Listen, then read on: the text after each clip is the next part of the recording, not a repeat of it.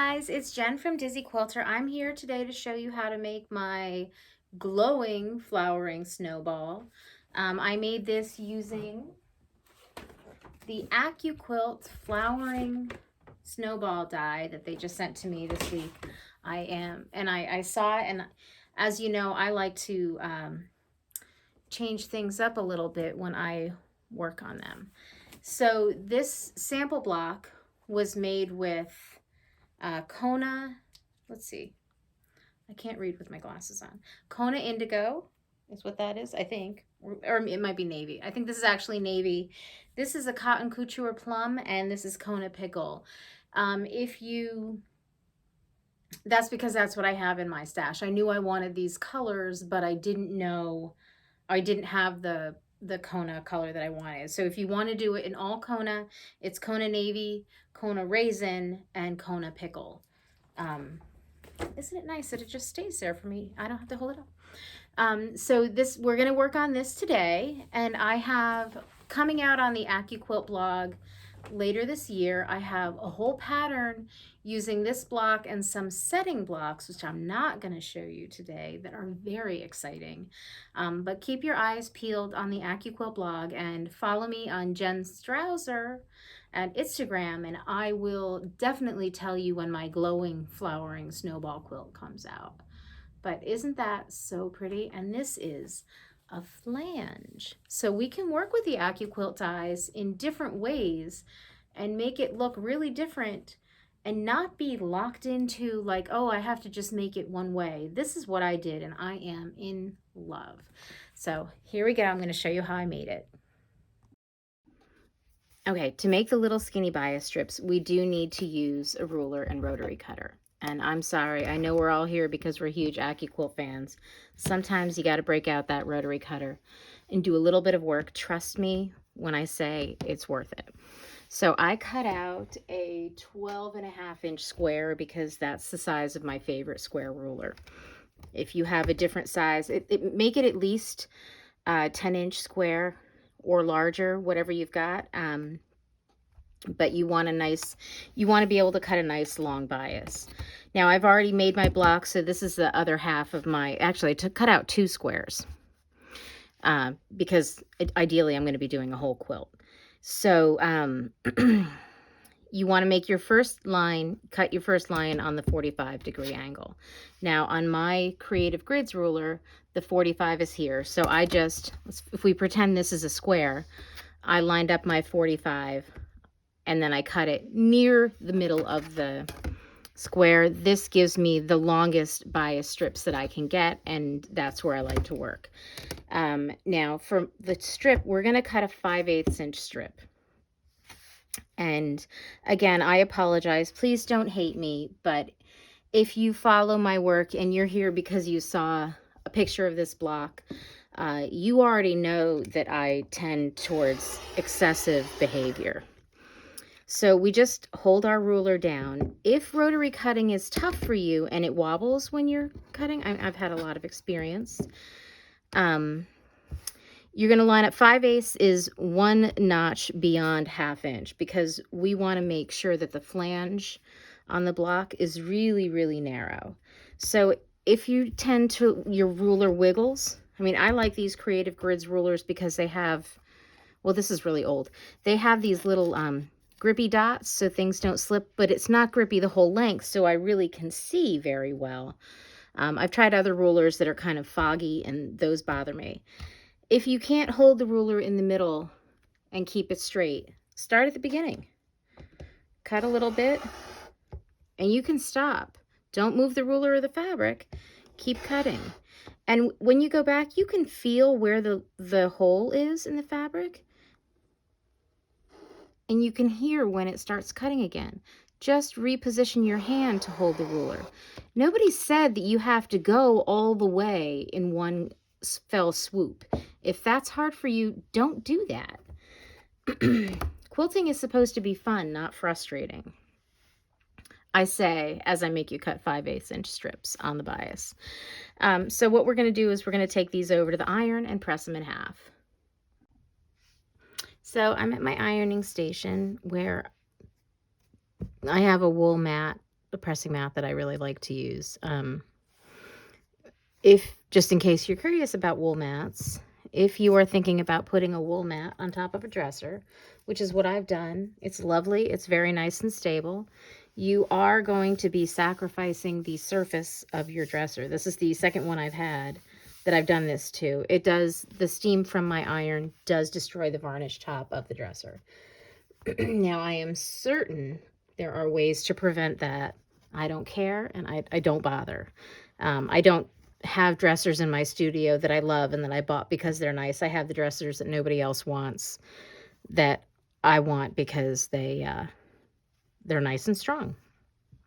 So we're going to take our 5/8 inch strip of bias. See, it's nice and stretchy. Put it on my ironing board, and my iron is hot now, so I'm going to fold it in half and line up the edges. The hardest part here is making sure you don't burn your fingers. There are tools to help prevent that. I don't have any of them. I haven't bothered trying. I just try to grow out my thumbnail, and that tends to protect most of it. I use a little steam. I don't starch at this point because I want this bias to be stretchy and flexible. Otherwise, I love starching, but for this particular part of the process, I don't starch. So there I have my bias. And then I'm going to lay out my block, and I'll show you that. So I'm back at my cutting table, which is right next to my sewing machine. I've got all of my block pieces out, and as you can see, I got a little excited, and I pieced some before I laid it out for you, so I have to go back and pretend. So what you're going to do is you're going to have two of these, one center, and another one. And we're just going to, the first step on the block is to piece these two guys together. No problem, that's easy, it's just a straight line. It gets worse after this. I always try to lay out my blocks, particularly the first one I do, on my cutting table right next to my machine so that I can see which pieces I need to put together. And I know you can't see all of this because I can't get my camera up high enough. Nobody wants to watch a video with my shaking hands. So lay them out, because with this block, if you don't lay them out and you think you're really smart and you can do it without it, what can happen is you put it together with the pieces backwards. So this is the corner of the block. This is how it goes. And this is what I put together first. And then I was very confused for several minutes until I looked at the diagram and realized that every time I think I can skip a step, I can't. So we're not...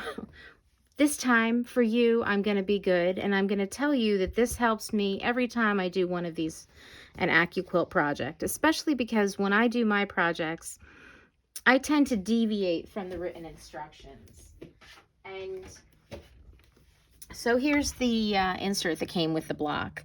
These are the instructions. I'm adding extra steps. It's good to keep this around when I have it. Of course, this thing is huge, so I stick it up on a shelf. And don't usually have it accessible when I'm working. But laying the blocks out is a huge help for me. So what we're going to do next is I'm just going to take my little flange pieces and I'm going to put them where I want them. None of them are cut to any particular length. The only thing that's important is to make sure that the one that's going to go here is long enough. So I'm going to take, so I'll put the shorter ones here.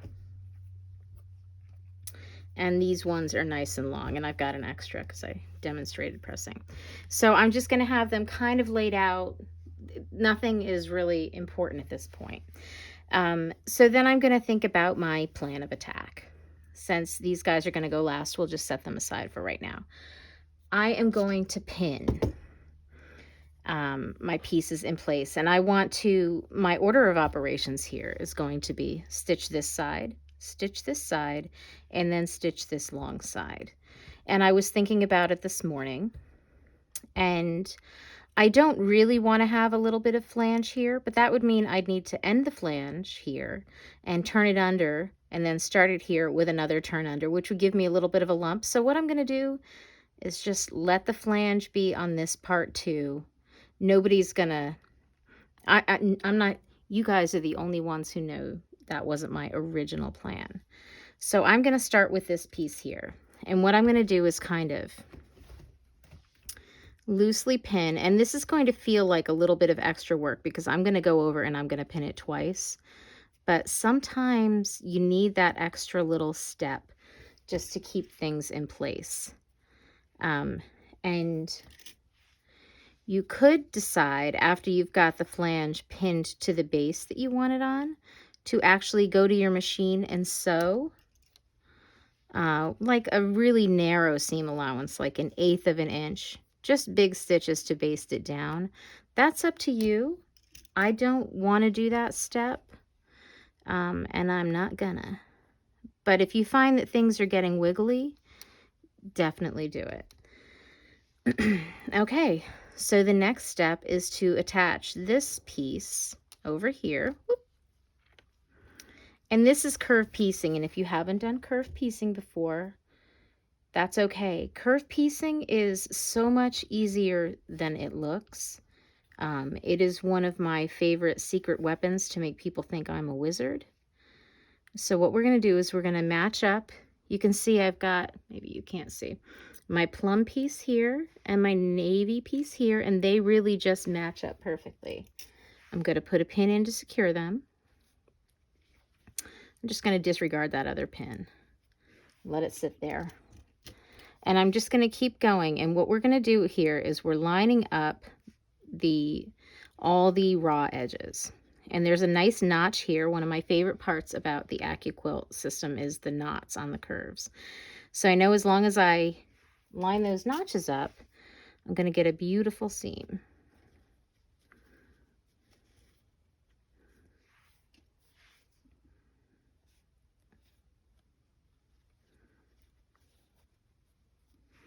And just keep going along and pinning. This is a process that requires some patience. It is worth it in the end, don't worry. So I'm going to take this pin out and use it here and make sure everybody is nice and straight and lined up. And then I'm going to take this to my machine and I'm going to stitch along this line. And I'm not going to video that. Actually, I am going to video that. Okay, here we are at my machine. I'm going to just push the thread out of the way. Lower my feed dog, and I'm going to look and see and make sure I'm going to do a 1/4 inch seam allowance. That just means it's the first time I've stitched today. And I'm going to stitch along, and I am going to remove the pins as I get to them. I do not sew over pins if I can help it. Every time I do, I hit the pin, and I don't like the noise or the flying needles. It's also not really good for my machine.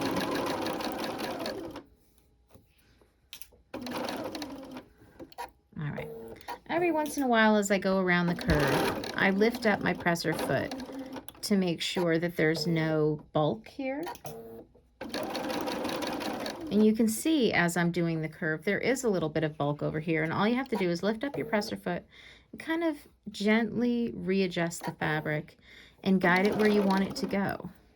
This prevents puckers in your seam allowance.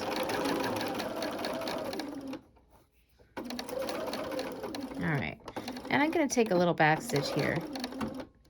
I don't usually bother, but with the curves and I'm doing a video to show stuff, I need a little reinforcement. So let's go check this out. Okay, we've got our first seam stitched. And what we're going to do is lay it out and finger press so that the flange is in the direction I want it to be in.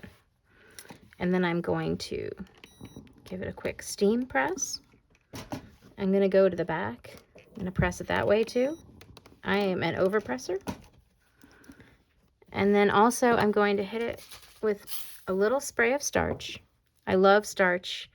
What it does with curve piecing is it just seems to lock everything in place for me. I also like the smell, which I think is funny. And we're just going to get everything nice and pressed in exactly the way I want it to be in my finished block. also going to trim off this little edge because that extra flopping around never helps anybody. So for my next step, I will be taking these 2 units and doing the same thing. Pin the flange down, pin it down again, and then stitch it and press it. Which I think is, yeah, it's just 1/8 inch more. But I wanted these, if I'm going to do a flange, I want it to be really narrow and look really fancy. I'm just going to clip this a little shorter so it's not in my way. Okay. So, oh, and what I was talking about, so the flange on this one, I cut 3/4 of an inch. So I made multiple mistakes on this first go round, but it's really wide and chunky, and I just didn't like that really wide look. If you like it wider, make it wider. Do your quilt your way. Obviously, I don't follow anybody else's rules. I don't expect you to follow mine. Okay. So we'll get this, get this started. And I'm going to leave all these extra pins in here to help prevent more shiftiness. And as I go along, I'm just scooting the bias in. Actually, you know what? If I move my pin cushion, I don't have to reach across the camera. I'm just scooting the bias to make sure the edges are all, the raw edges are all lined up perfectly. There's my notch, making sure my curve fits.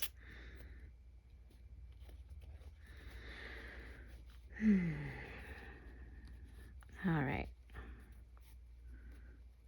And this is my first project of the day today, guys. I'm so excited to see this block that I've been thinking about for several days come together. And this is kind of, by the time you see it, it'll be edited a little bit, but this is me doing this live. So if it doesn't work the way I want it to work, you'll never see this because I will just delete this video.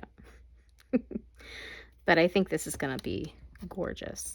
Okay, so now I'm going to take it over to my machine. Same thing as before, I'm going to stitch it. All right, so I'm going to show you a mistake because I know we don't usually show mistakes on videos because everybody should think that I'm perfect, right? When I took this to my machine, I just put it down and I started stitching. And then when I got here, I noticed this little bit of purple sticking out. What that means is that things got folded underneath.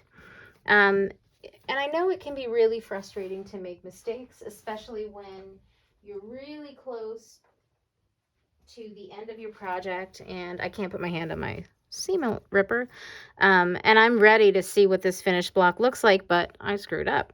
So what I'm going to do is I'm not going to freak out. I'm just going to pull these little stitches out. It's easier with a seam ripper.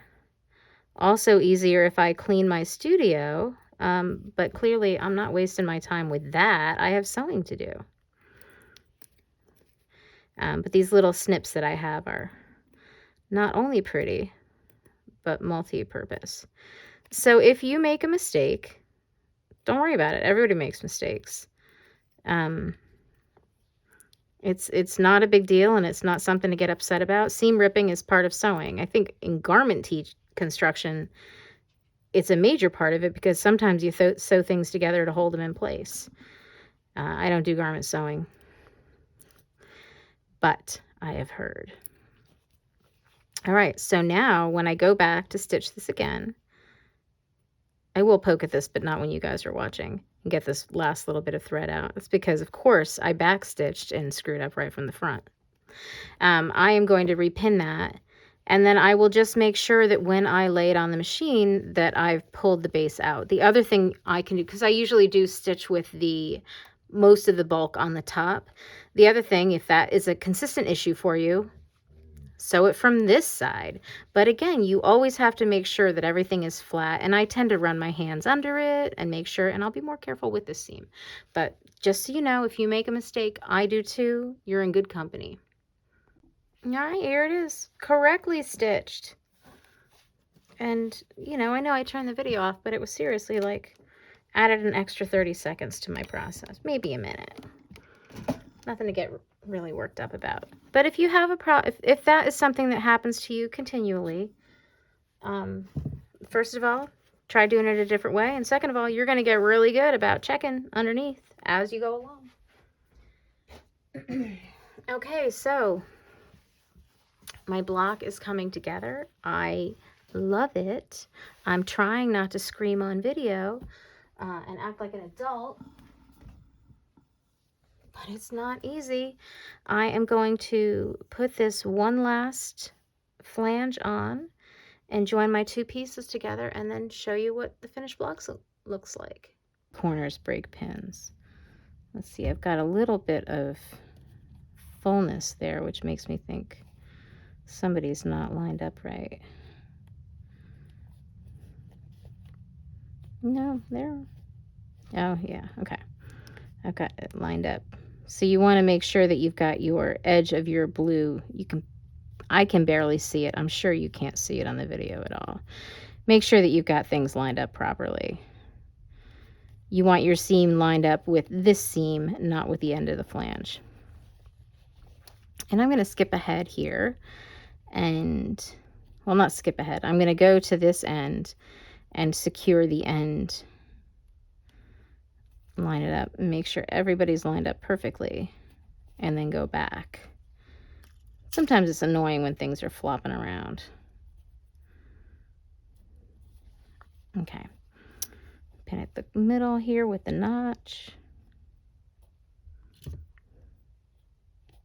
I got my hair hanging everywhere. Sorry.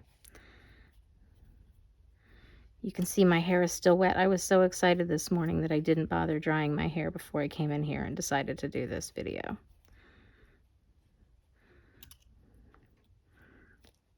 And I'm very excited now. All right, so I'm going to take this over to, I'm going to put another pin there. I don't want to have any big gaps. I'd rather have too many pins and annoy myself than have not enough pins and have to rip my seams out, which is more annoying. Okay, I've got zillions of pins. I'm going to go and stitch this seam, same way I showed you before, and I'll be right back. Okay, I wasn't going to share this part, but oh my God, look at how cool this looks. Seriously, it's all I can do not to squeal right now, like a little girl. I love when I have an extreme idea and it works.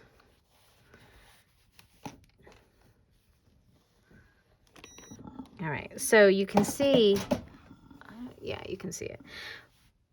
Because of the extra bulk, there is a little bit of waviness in the block. It's not perfectly flat like an AccuQuilt block should be, because I am sticking in all this extra bulk in the seam allowance. And I'm going to say something, if my mom watches this video, she is going to laugh. Any of this extra bulk, this will quilt out. When you put some batting in here and quilt it, it will fill in any of your waviness because it is very minor. So I will probably put a wool batting in this because it's nice and fluffy, and wool is my secret weapon in getting a beautiful finished quilt. When I quilt it, it crunches down. A wool quilt is not hot to sleep under. It's actually cooler than cotton and polyester. It's very breathable. It's great, and it is washable. All of my wool batted quilts have washed beautifully. They go through the washer, they go through the dryer, because in my house, my quilts need to be washable. If you want special care, this is not the house to live in. So I don't make those fancy ones that need to be hand washed. So look at this beautiful flange and how nicely it's coming together. Okay, I'm going to put together the last unit and show you the finished block. All right, one last pinning tip before I go and sew this all together. For these seams at the middle where the flange is inserted, it's really important that they not flip over when sewing. So when I pin, I make sure there is a pin there and that it is holding the seam in place. Because what happens if I'm sewing along and the machine pushes this and the seam flips this way, the flange is going to be going in a different direction in the front, and there's going to be a huge lump in the quilt, which I dislike. I like my quilts to be as flat as possible for these purposes, because any kind of texture and mistakes takes away from the texture I put in with my quilting. So that's the last tip. Make sure that you have your seams going the way you want them to and pinned correctly so that when you stitch, they just come along. See, like, so this one, I have this one pinned here because I don't want it flipping around and making a lump in my little center bit. So I'm going to stitch this and then I will show you the finished block. Oh, it's the moment of truth. I'm so excited. Ta-da! Look at this. I'm going to press. I think I'm going to press from the back so that I can make sure my seams are going the right way. Sometimes when I press from the front, my seams develop opinions on their own, and I'm not interested in what they want. Well, I am a little bit, but you know, they need to do what I say. I've got a little bit of bunching there, but I think it is acceptable, and I think with enough pressing and wool batting, it will come out flat. But look at how pretty that is.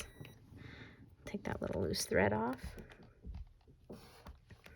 I really like the way the flange makes everything glow and really draws the eye to those curves. Now, if you are not a fan of this really bright contrast, you could always make these a lighter shade of the blue or a lighter shade of the plum here, and that would make it glow a little bit more. But I wanted some really strong in-your-face contrast. This here, let's see what's going on there. I think that's just a pressing issue. But oh my goodness, I love this block and I can't wait to make 8 more and finish a whole quilt with them. And wait till you see what I have in mind for the background. So what do you think? Do you love it as much as I did? I can't wait to make the rest of the quilt that I've got with us and share it with you. I think later this year, maybe November. But for the glowing flowering snowball, all you need are the flowering snowball die from AccuQuilt, and I will have a link down below in my descriptions for that. And you need a rotary cutter and ruler because I use a 5/8 inch strip for my flange, and I'm pretty sure that we don't have that die available in AccuQuilt yet. Probably never, because not many people like skinny bits. You can also do it with a 3/4 inch, and I think I cover that in the video, which there is a die for that. But so you can follow my link. If you follow my links, I earn a commission because I'm an AccuQuilt affiliate, and I will say thank you from the bottom of my heart. And you can also go to my website, dizzyquilter.com, and follow me and see what other stuff I get up to. I do a lot with AccuQuilt, but I also do a lot of other stuff too. But thanks for watching my video and have a great day. I hope you get to sew. Bye.